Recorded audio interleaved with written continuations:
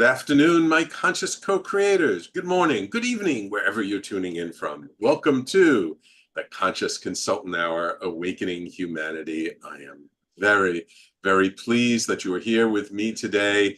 I know you probably missed my show last week because it was 4th of July and we decided to take off for the holiday, so we didn't have a new show last week. But today we do. We have a wonderful guest in store for you who I'm excited to bring on, so I want to get to that quickly. But first, of course, we have our blog post from a couple of years ago, just taking them in order, and today's blog is entitled, "To truly feel a compliment, we must make space to take it in." We all love to get compliments. It feels good to hear others speak kindly about us. Yet sometimes there is a challenge to it. We can have difficulty receiving the compliment, especially when it is about a part of us we don't feel very good about. No matter what other people say, we just can't feel it ourselves. Perhaps we don't feel as good looking or as pretty as they say. Maybe we just can't connect with the idea that we're smart, capable, or wise. It can be hard to take in such compliments when we are not used to them or feel we haven't earned them. A lot of it may come down to early childhood experiences.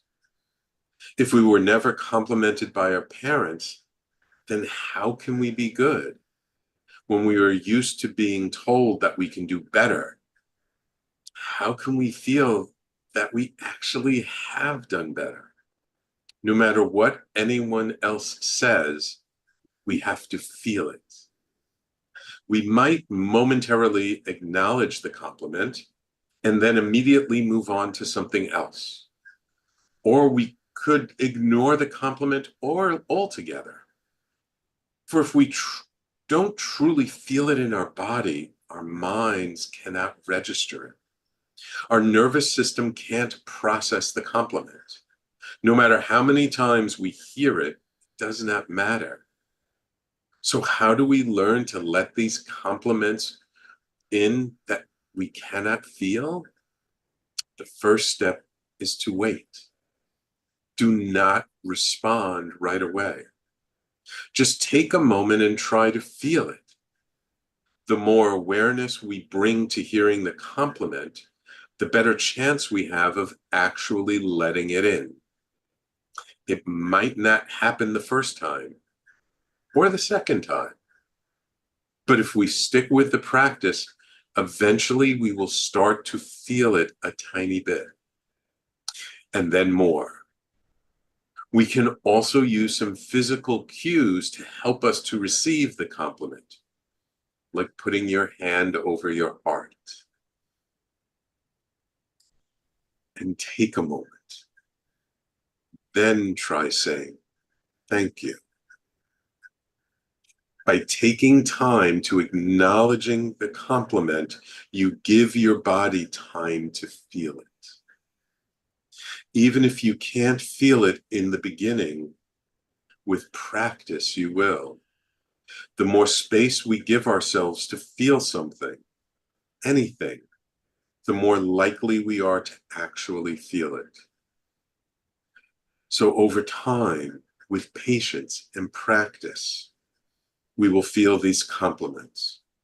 Even if they seem hollow and untrue in the beginning, if people keep telling you that you are good, handsome, smart, dependable, pretty, then they are reflecting something back to you that they see clearly, even if we don't. So we can all practice giving more space to the moment when someone pays us a compliment. And one day, when we say, "Thank you," we will really mean it.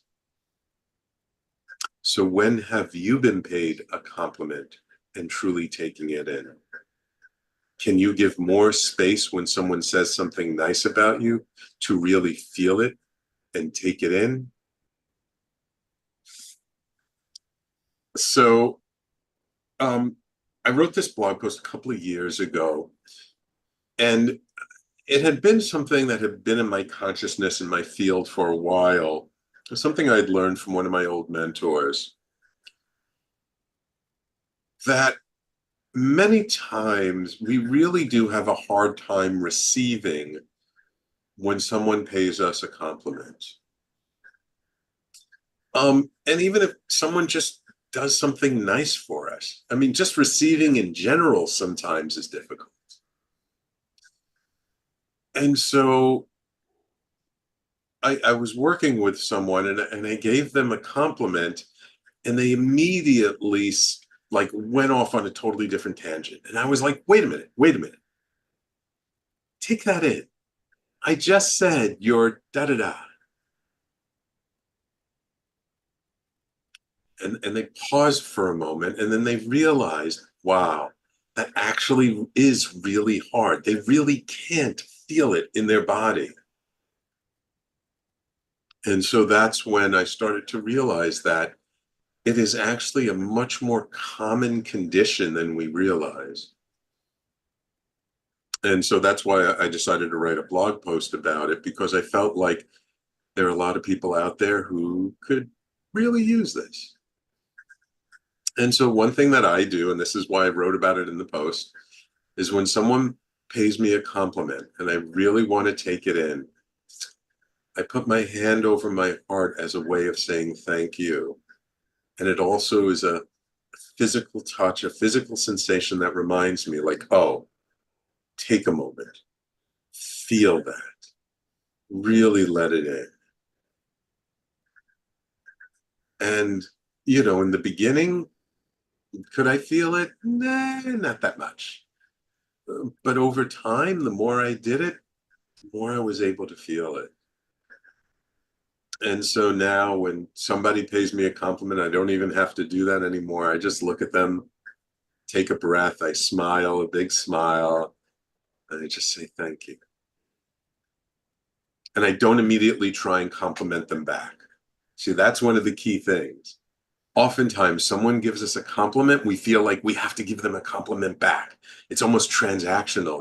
We feel bad if we don't compliment them back. No. Just because someone gives you a compliment, you do not have to compliment them back right away. This doesn't mean you don't compliment them as long as you're doing it sincerely, but give a moment to just receive the compliment, really feel it, maybe continue on with the conversation, and then later on compliment them about something. Because otherwise it starts becoming a tug of war of compliments, and then nobody is feeling it. So your mission, should you choose to accept it for this week,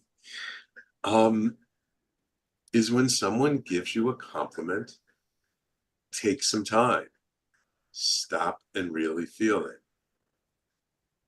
and see how easy or how difficult is it for you to feel that compliment. And I'd be curious to hear about it next week. So if you're tuning in this week and you're going to do it, let's like put a little something in the chat and say, hey, yeah, Sam, I'm going to do it this week. And then next week, let me know. I'd like to know how that exercise does for you. So that's my blog post. It's entitled "To Truly Feel a Compliment, we must make space to take it in." And you can always find my blog on the radio station, talkradio.nyc/blog, as well as on my personal branded website, theconsciousconsultant.com. All right. Now, it is my extreme pleasure to welcome to the show psychotherapist, teacher, author, and Mestre, Dr. Don St. John. Dr. Don has been working in the fields of psychological, somatic, and spiritual healing for over 60 years. Over time, he encountered not just tools and techniques, but different schools of thought, both novel and derived from wide-ranging sources. Decades of exploration led him to construct a view of healing, purpose, and human potential that includes 4 essential and interrelated components: the somatic, the psycho-emotional, the relational, and the spiritual. At 81 years old, he still practices psychotherapy. That's longevity, man. And he teaches Continuum, which means he teaches folks half his age to more fluidity. He has developed a four-pillar approach to healing, which he defines as the process of becoming whole. Reared in a climate of ignorance and abuse, his life has been dedicated to healing and to understanding what is necessary to fulfill our potential. He is also the award-winning author of Healing the Wounds of Childhood and its revision, Healing the Wounds of Childhood and Culture, an adventure of a lifetime. Welcome to the Conscious Consultant Hour, Dr. John.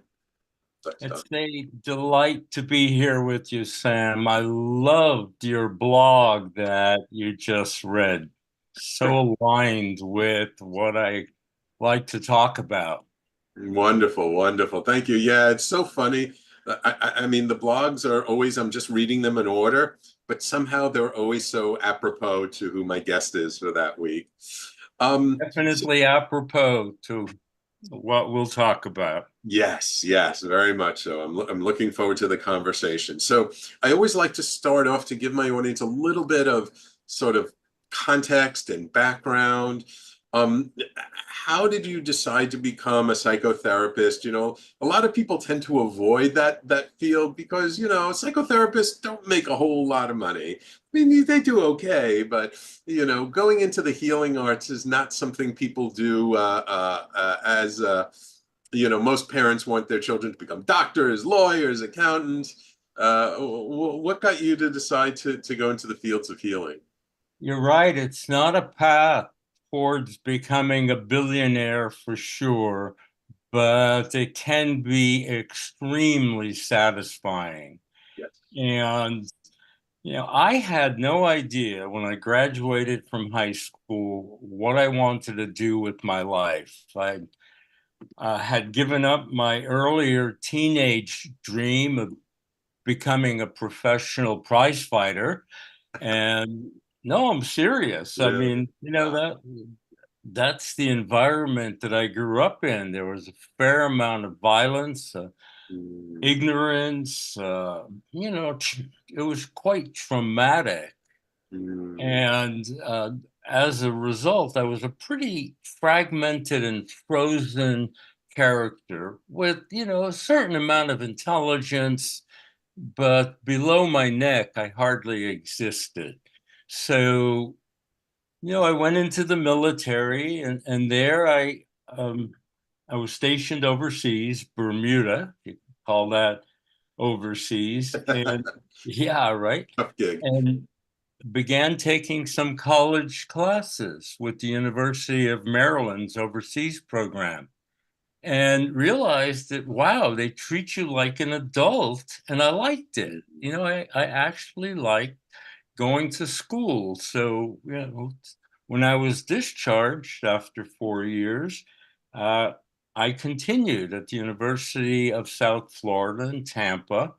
And, I had started psychotherapy myself Mhm. because after a calamitous experience drinking all night and ending up in a hospital, and I realized I needed help. So I saw a psychotherapist, and, it looked like an interesting thing to do to sit and talk to people and get paid for it. Okay, I might be able to do that.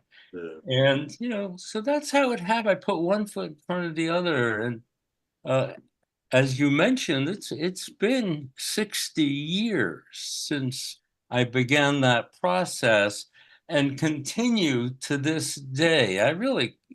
I call it an adventure because obviously there are many, many challenges, but the Mm, rewards can be so gratifying, a very positive sense of myself, mm. a much greater ability to take in compliments, to, to take in love. See, Yeah. it's an epidemic, you Yeah. know.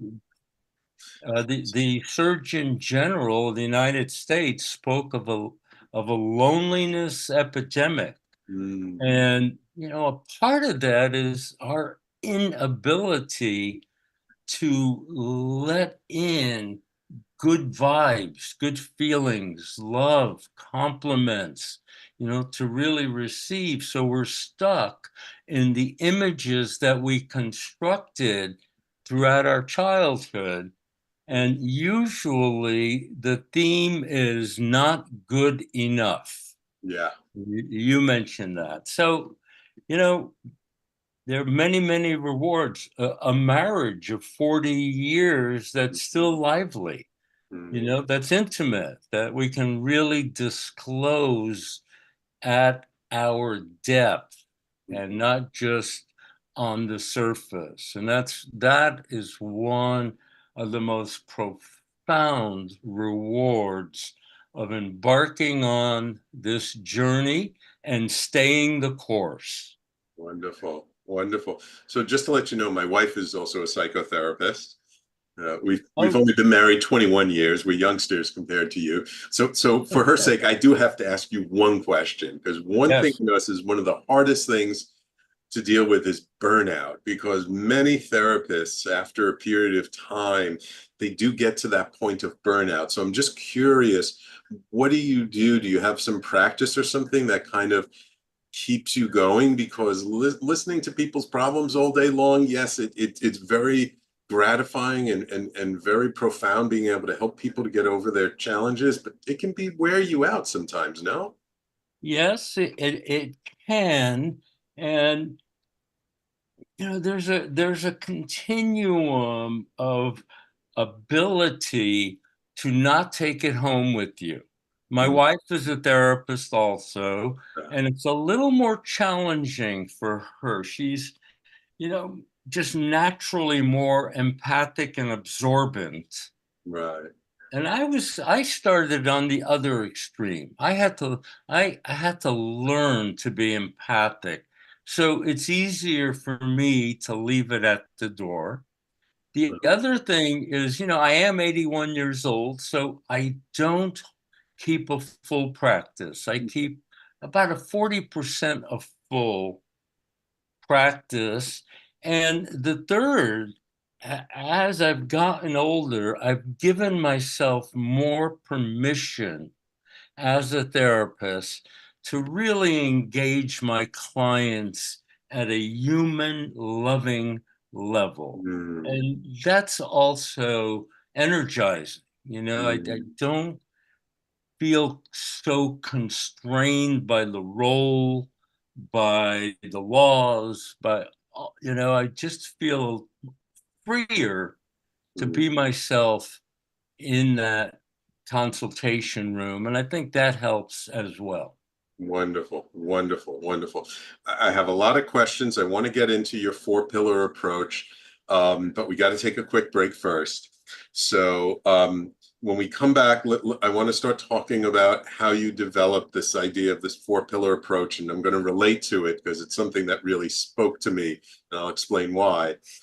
So everyone, please stay tuned. You're listening to the Conscious Consultant Hour, Awakening Humanity. We do this every Thursday, except for holidays, 12 noon to 1 p.m. Eastern Time, right here on talkradio.nyc. And we'll be right back with our guest, Dr. Don St. John, in just a moment. Are you a conscious co-creator? Are you on a quest to raise your vibration and your consciousness? I'm Sam Leibowitz, your conscious consultant, and on my show, The Conscious Consultant Hour, Awakening Humanity, we will touch upon all these topics and more.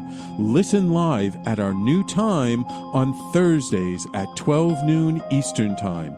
That's The Conscious Consultant Hour, Awakening Humanity, Thursdays 12 noon on talkradio.nyc. Are you a high-achieving, growth-oriented leader? Are you interested in developing your authentic leadership while creating a healthy, inclusive workplace? Hi, I'm Dr. Mira Brancu, host of The Hard Skills on talkradio.nyc at 5 p.m. Eastern on Tuesdays, where we discuss how leaders develop the hard skills needed to make a greater impact. We interview experts, have live coaching, and tackle these challenges. Listen to The Hard Skills on Tuesday at 5 p.m. Eastern on talkradio.nyc. Are you a business owner? Do you want to be a business owner? Do you work with business owners? Hi, I'm Stephen Fry, your small and medium-sized business or SMB guy, and I'm the host of the new show, Always Friday. While I love to have fun on my show, we take those Friday feelings of freedom and clarity to discuss popular topics on the minds of SMBs today. Please join me and my various special guests on Friday at 11 a.m. on talkradio.nyc. You're listening to Talk Radio NYC. Uplift, educate, empower.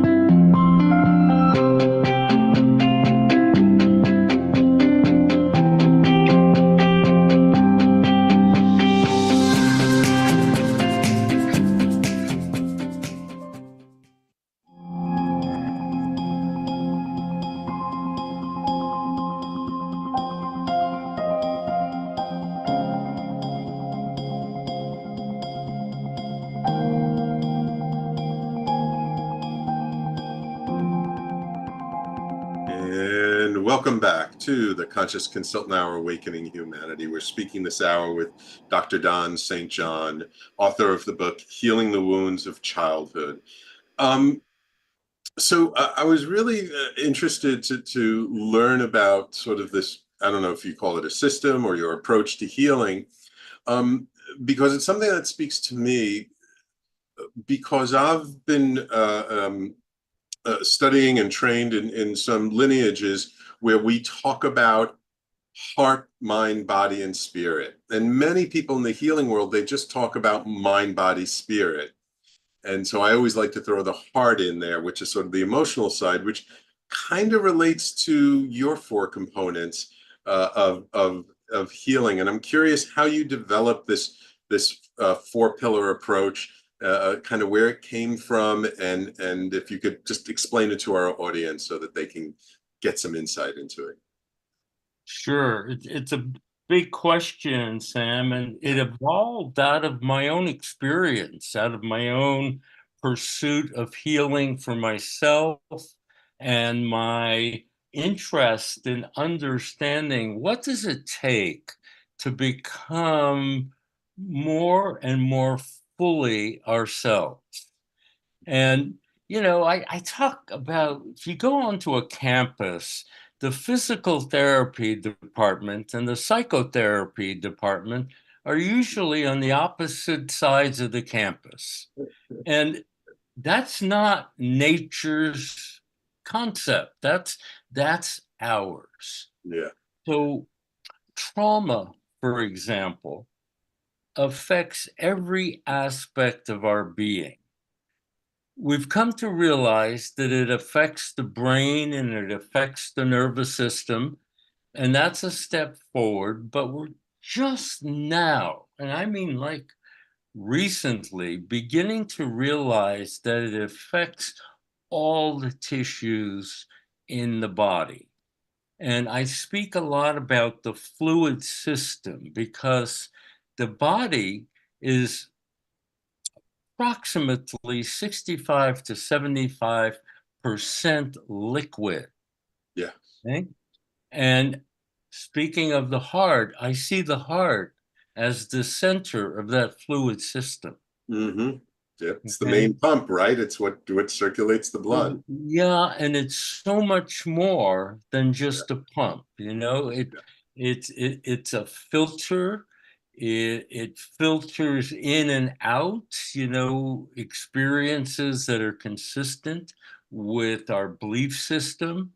It's a transmitter. Uh, the vibrations or the information from my heart can reach across a room and affect somebody 10, 12 feet away from me.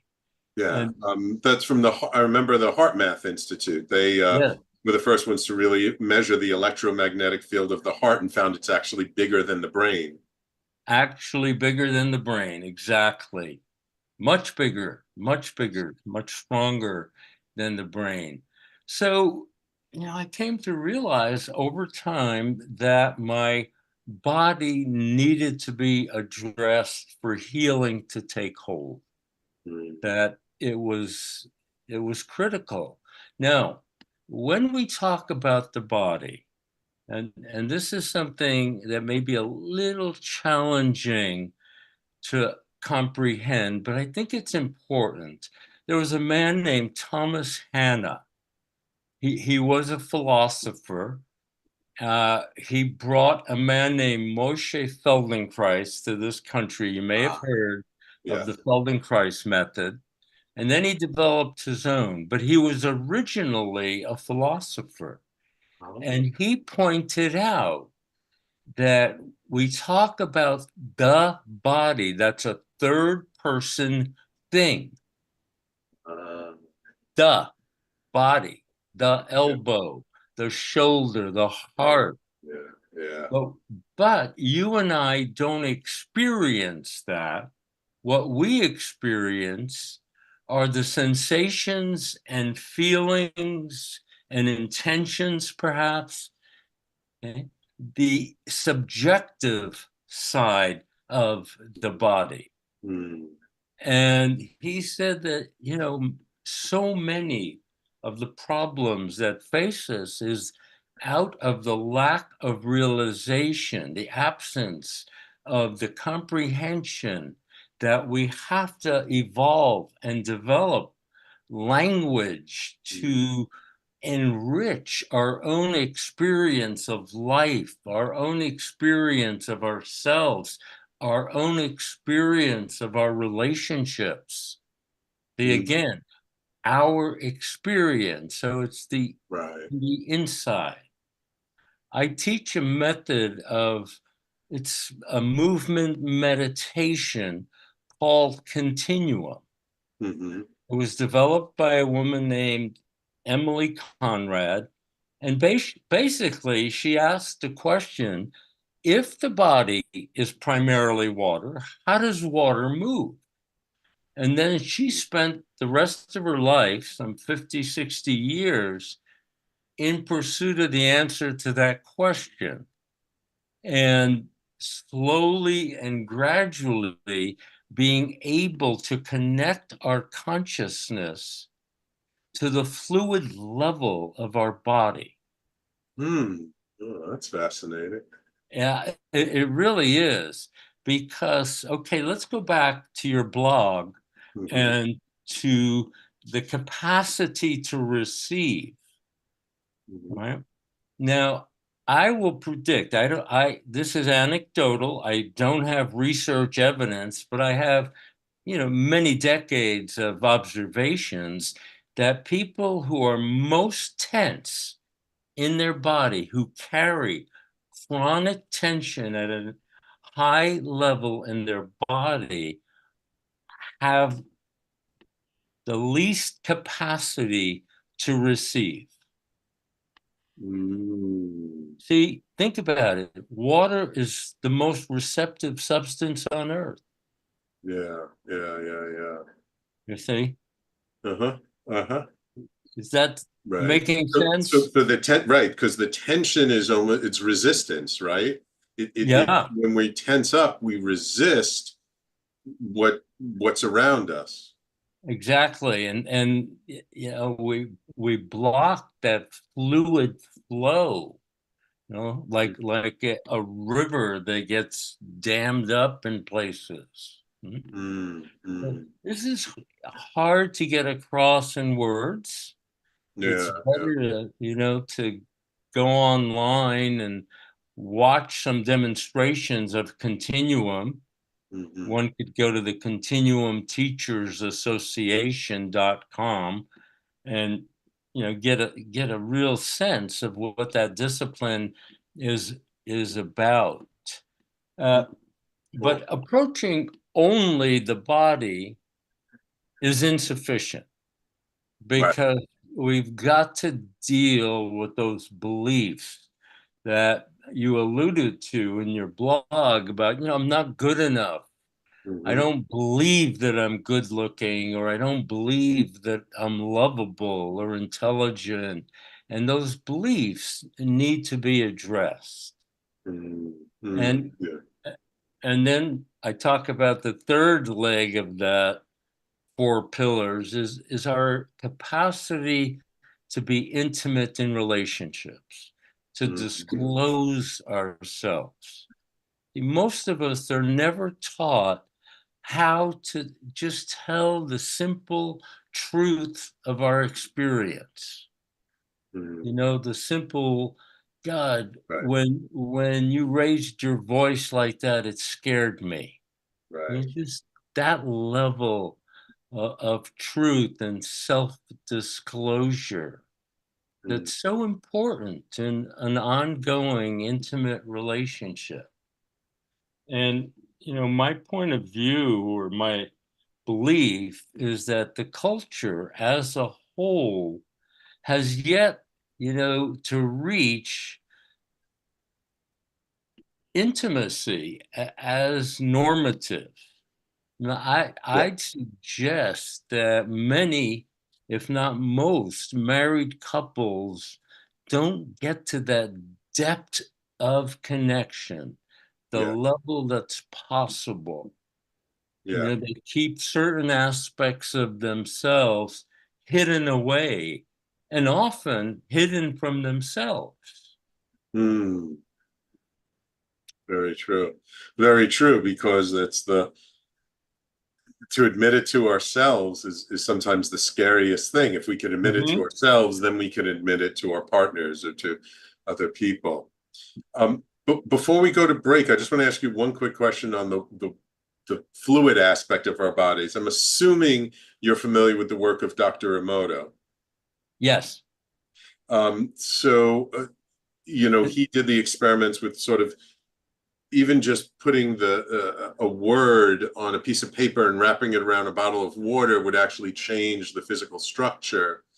Do you do things that you believe will help to change sort of the underlying structure of your fluids, I guess?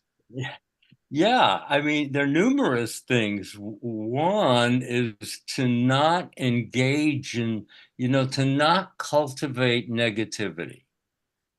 So something arises, I don't like it, I might feel annoyance or anger, but my practice is let it go,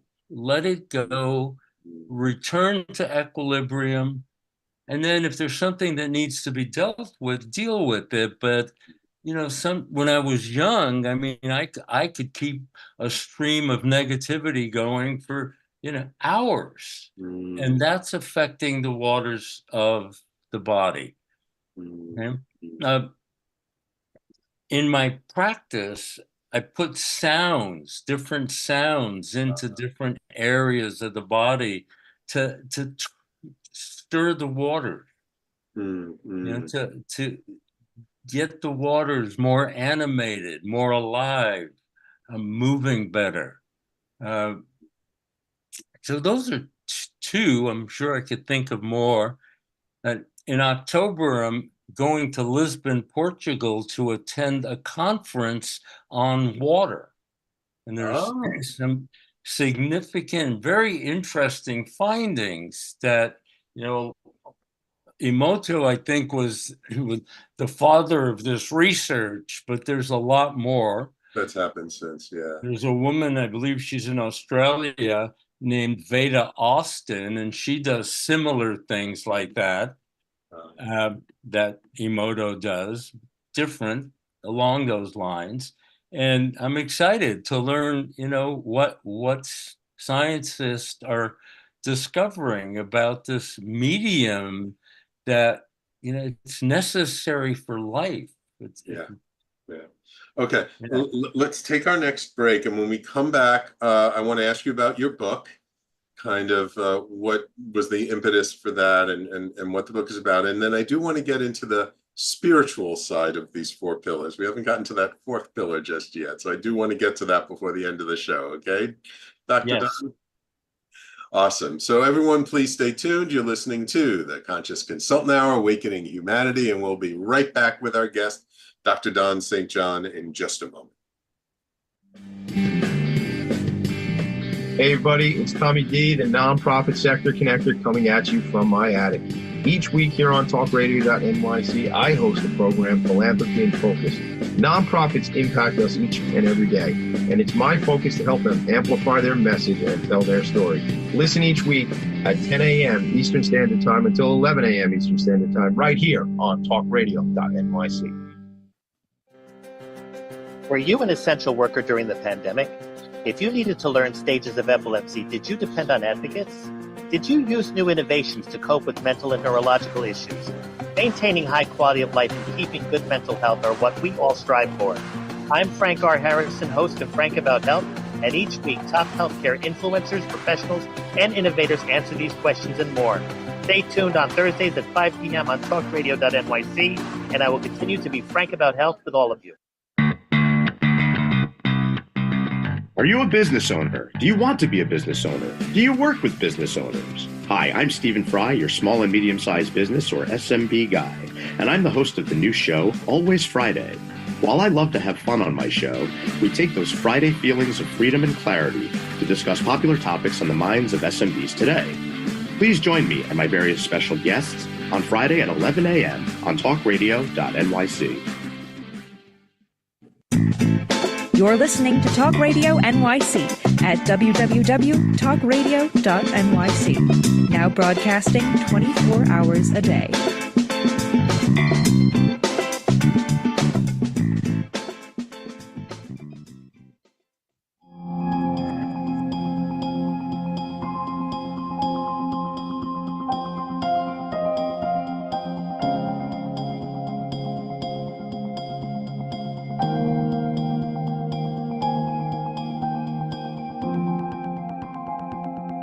So, Dr. Don, you wrote a book, The Healing the Wounds of Childhood. When did you write that book? How long ago did it come out? That one I wrote about 7 years ago. It won an award, a silver medal, the Independent Book Publishers Association. And then I revised it a couple of years ago and retitled it Healing the Wounds of Childhood and Culture. Mm-hmm. And so what was the motivation behind writing this book? What was it that at this point in time, after so many years, you decided I really want to put pen to paper and or fingers to keyboard and get this story out there? Well, I've cultivated a very decent life. I feel blessed, grateful. There have been miracles. I could have been dead. I mean, there's so many difficulties that I encountered in the very early years of my life. And to be able to do what I've done took a whole lot of effort over a long period of time. I mean, I talk about being married for 40 years and having a wonderful marriage. What I didn't mention is prior to that, I had 3 marriages and 3 divorces, all in 12 years. So, yeah, I can see the expression on your face. It's exactly that. I was a relational moron back then, back in my 20s. All I saw was my parents fighting and cursing. And so that's where I started. And I thought, I've learned a lot. And I think it'd be worth writing about, and maybe it could help some people. And I think one of the things my book does is that it helps people understand why they're having challenges in their life when they believe that they had a quote unquote normal childhood. I can't tell you, Sam, how many times, and I'll bet you your wife can corroborate this as a psychotherapist. A patient will come in and say, I don't understand why I have these relationship challenges. I had a very normal childhood. Okay, tell me about your normal childhood. Well, it was good, We had dinner together all the time, and nobody beat me up. And oh yeah, my mom was depressed for the first 2 years of my life. And yeah, my father liked to drink a lot on the weekends, and they'd go on and on with these tales of pain. Yeah. That any child in that situation would really feel the effects of what they're describing. But then, they normalize it, construct coping mechanisms to live with it, and it all seems normal. My childhood seemed normal. My mother, took a swing at the back of my head at least once a day for Wow. years, almost every day. And sometimes, with wooden spoons and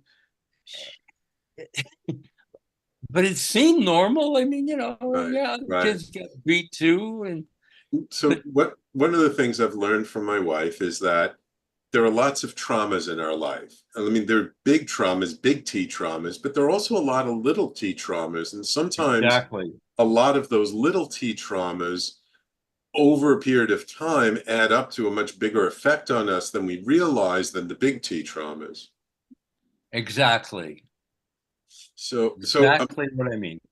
so I'm curious, like with having worked with so many clients over the years, like what kinds of small T traumas do you find people just ignore but actually have a big impact on our life?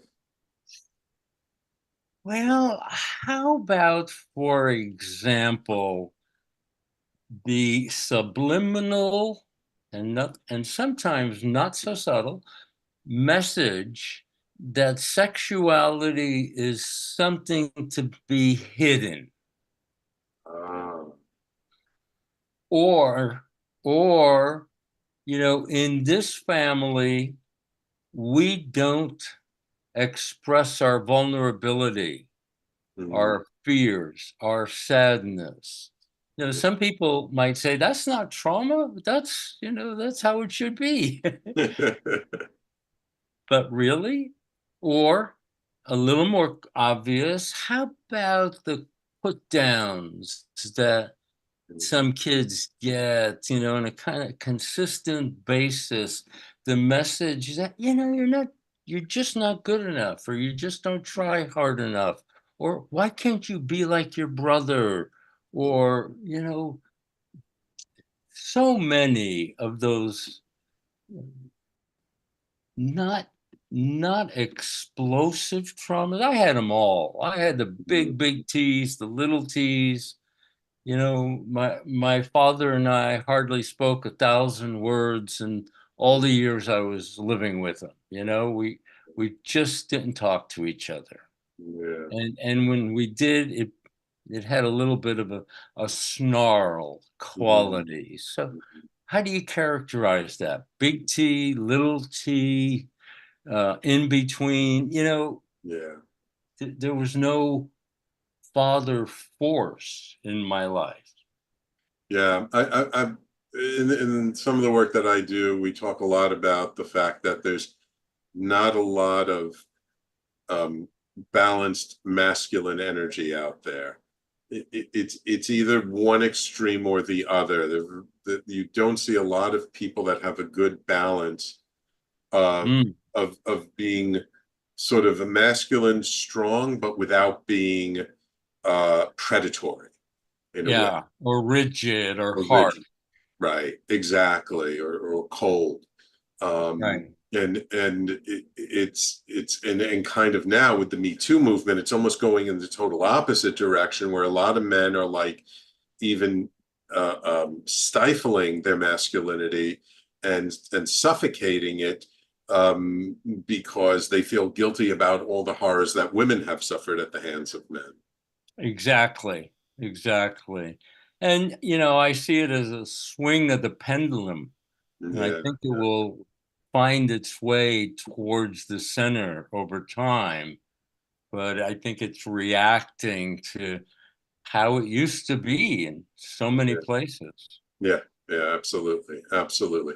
Okay, we got one more break. When we come back, I would like to talk about the spiritual side of your practice, and through all this trauma and through all this healing and working with so many people who've experienced so much trauma, how did you develop a spiritual practice, and how did that come to inform the work that you do? Okay. Okay. So we don't have a lot of time left, but we'll get in there as much as we can. So everyone, please stay tuned. You're listening to the Conscious Consultant Hour, Awakening Humanity, and we'll be right back with our guest, Dr. Don St. John, to wrap it all up for you in just a moment. Are you a high-achieving, growth-oriented leader? Are you interested in developing your authentic leadership while creating a healthy, inclusive workplace? Hi, I'm Dr. Mira Brancu, host of The Hard Skills on talkradio.nyc at 5 p.m. Eastern on Tuesdays, where we discuss how leaders develop the hard skills needed to make a greater impact. We interview experts, have live coaching, and tackle these challenges. Listen to The Hard Skills on Tuesday at 5 p.m. Eastern on talkradio.nyc. Hey everybody, it's Tommy D, the nonprofit sector connector, coming at you from my attic. Each week here on talkradio.nyc, I host a program, Philanthropy in Focus. Nonprofits impact us each and every day, and it's my focus to help them amplify their message and tell their story. Listen each week at 10 a.m. Eastern Standard Time until 11 a.m. Eastern Standard Time, right here on talkradio.nyc. Are you a conscious co-creator? Are you on a quest to raise your vibration and your consciousness? I'm Sam Leibowitz, your conscious consultant, and on my show, The Conscious Consultant Hour, Awakening Humanity, we will touch upon all these topics and more. Listen live at our new time on Thursdays at 12 noon Eastern Time. That's The Conscious Consultant Hour, Awakening Humanity, Thursdays 12 noon on talkradio.nyc. You're listening to Talk Radio NYC at www.talkradio.nyc. Now broadcasting 24 hours a day.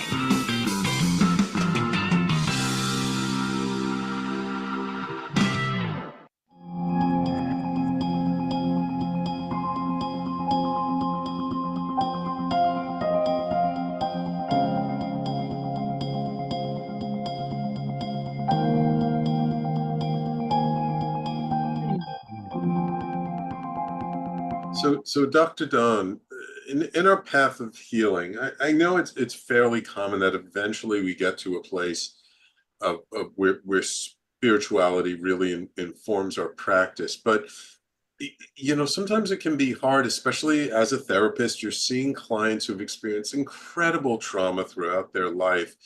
How were you able to sort of cultivate this spiritual pillar of these four pillars that you work with? It's quite a long story. I'll be as succinct as I can. I know our time is limited. I was raised a Catholic, and actually I was the most devout in my family. My parents and my brother didn't go to church. I went to Catholic school, the whole 9 yards. And then in late adolescence, I moved in the direction of agnosticism.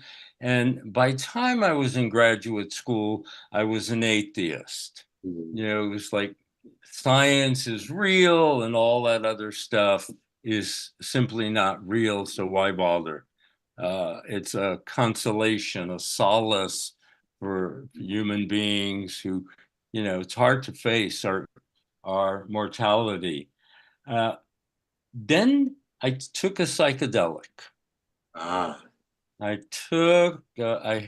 had an experience with LSD when I was in graduate school with some of my colleagues, and it's hard to be an atheist after that. Yeah. It's really hard because all of a sudden I realized that what my senses told me was real was simply partial. Simply, so for example, you look at a lawn and you see a bunch of grass and that's what it is. It's grass. when one puts his or her face into that grass during an LSD experience, as I did, it's a universe. It's alive. They're organisms and they're moving and they're colors and oh my God. I mean, I had my head looking into the grass for an hour, or at least it felt that way. Yeah. And that was the beginning, and then I had another experience where I was at a conference, a 10-day residential workshop, where the focus was on the heart. The focus was, the topic was living from the heart center. And I'm going to make this as short as I can. On the second day of the conference, my wife called. This was my second wife, called to tell me that she wanted an open relationship. And oh, by the way, she had already began. And after lots and lots of empathy from the leader and the group, the next day the leader said, okay, it's time to leave the emotional level of experiencing behind. We're going to the heart. If you can't make that leap, go home. I'm putting a long story again, very short. And it was like, that's insane. I couldn't do it. That's impossible. And I was extremely mad and extremely hurt. The grief, the anger was coming out of me like never before, which in and of itself was healing. But by the end of the day, my heart seemed to just open.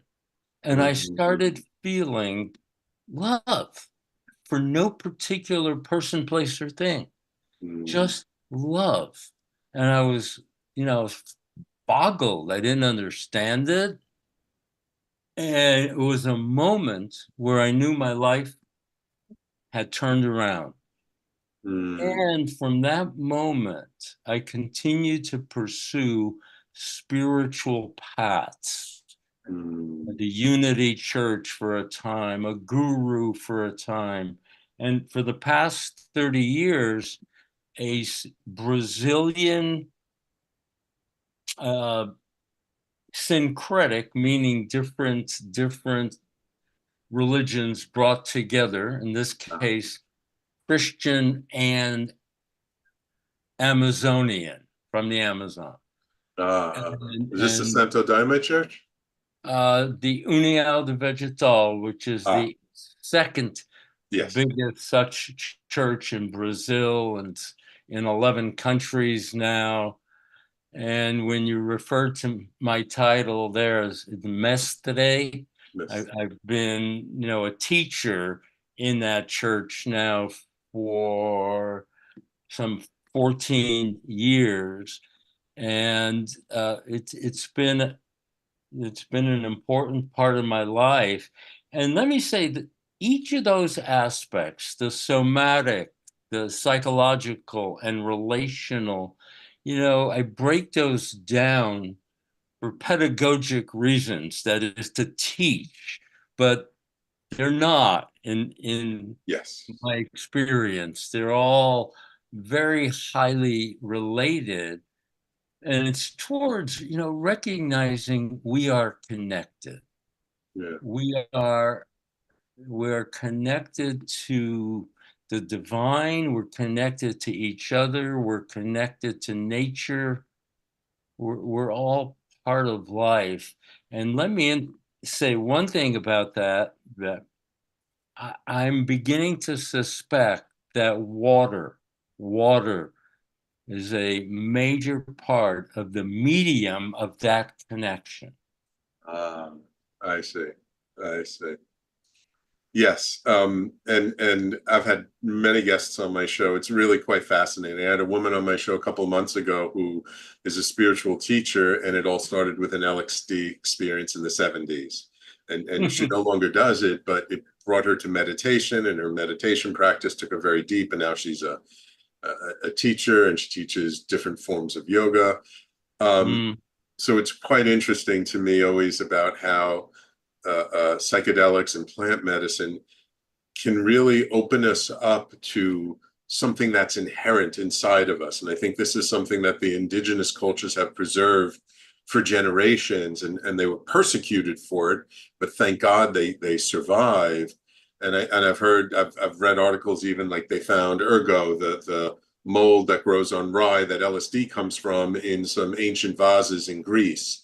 So Wow. it's Yeah. quite possible that the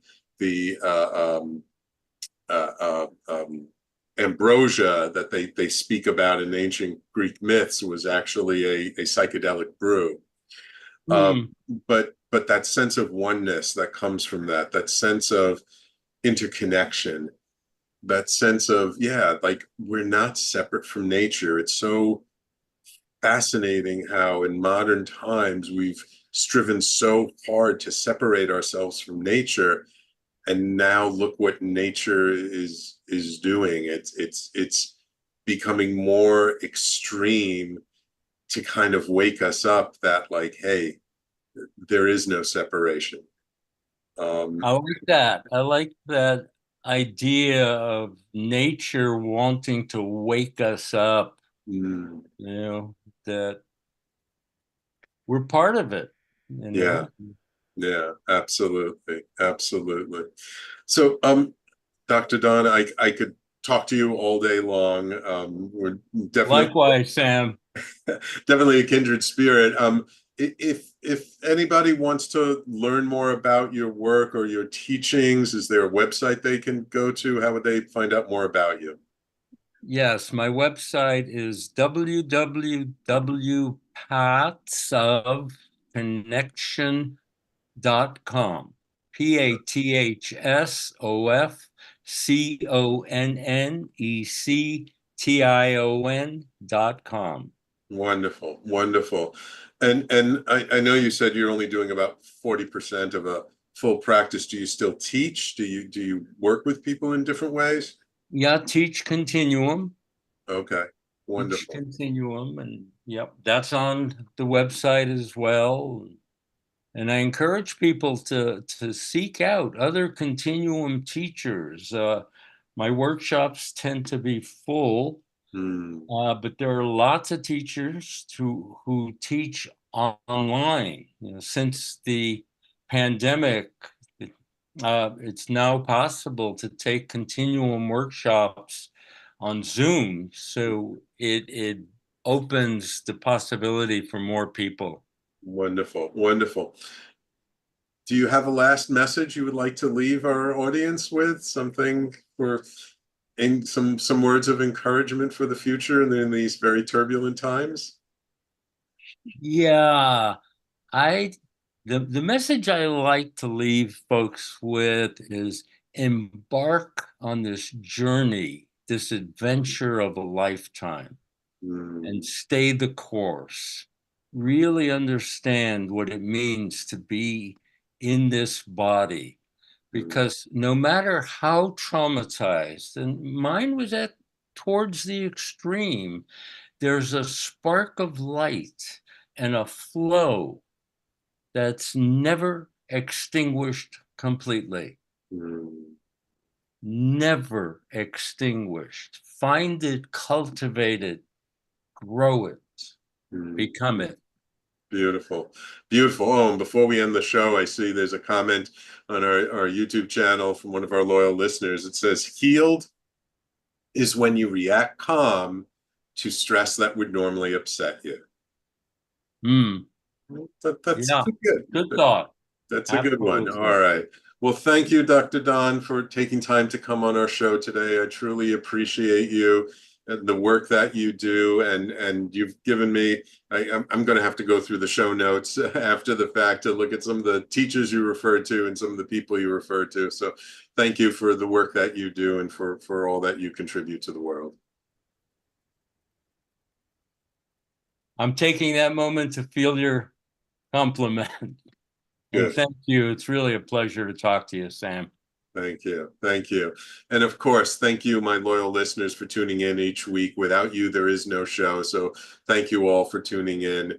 Don't forget, following this show, it's Dr. Richard Lewis Miller.